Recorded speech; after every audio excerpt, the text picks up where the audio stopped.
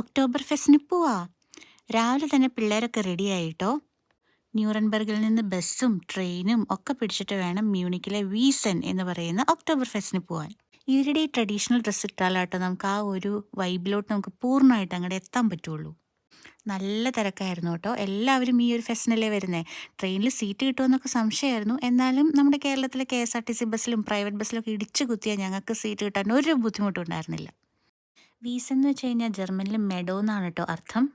ഞങ്ങൾ പോകുന്ന ഈ വീസൻ്റെ പേര് തെരേസിയൻ വീസൻ എന്നാണ്. ഇതിൻ്റെ ഒരു സൈസ് എന്ന് പറഞ്ഞു കഴിഞ്ഞാൽ ഏകദേശം 42 ഹെക്ടർ ആണ് കേട്ടോ.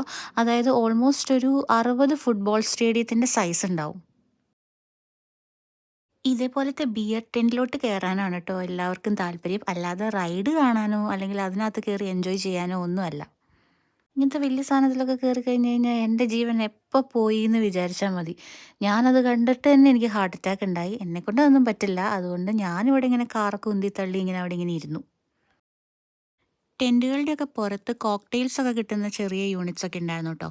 ഞാൻ വാട്ടർമെലൻ്റെ ഒരു കോക്ടെയിൽ ഞാൻ ട്രൈ ചെയ്തു. എനിക്കിഷ്ടപ്പെട്ടു കേട്ടോ. ഒരു ജ്യൂസ് കുടിക്കുന്ന ഒരു ഇഫക്റ്റേ ഉണ്ടായുള്ളൂ. ഇങ്ങനത്തെ ഫിയർ ഹൗസിലൊന്നും കയറി കഴിഞ്ഞ് കഴിഞ്ഞാൽ പണ്ടത്തെ പോലത്തെ പേടിയൊന്നും ഇപ്പോൾ വരുന്നില്ല. അത് കാരണം അതിനകത്തൊന്നും കയറി വെറുതെ കാശ് കളയാൻ നിന്നില്ല. ലോകത്തുനിന്ന് പലരും വരുന്നത് ഇവിടുത്തെ ഈ ബിയർ ടെൻറ്റ് കയറാനായിട്ടാണ്.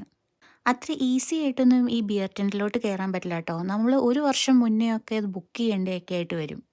അല്ലെങ്കിൽ ഒരുപാട് ലോങ് ക്യൂ എടുത്തിട്ട് വേണം അതിൻ്റെ അകത്തേക്കൊന്ന് കയറി പറ്റാനായിട്ട്. പിന്നെ ഇവരുടെ ഈ വേഷം അതും കൂടെ ഇല്ലെങ്കിൽ പിന്നെ ആ ടെൻറ്റിലോട്ട് കയറിയിട്ടേ കാര്യമില്ല. ഇതാണ് ടെൻറ്റ്. ഒരു പ്രാവശ്യം അവിടെ വരണമെന്നുണ്ട്. അന്നേരം ഞങ്ങൾ പിള്ളേരെ ഒന്നും കൊണ്ടുവരില്ല. ഞങ്ങൾ തന്നെ വരുള്ളൂ. തലേന്ന് ഇവിടെ വന്ന് കിടന്ന് അതിരാവിലെ തന്നെ ഇതിനകത്ത് കയറണം. അപ്പം അത്രേ ഉള്ളൂ. ബായ്.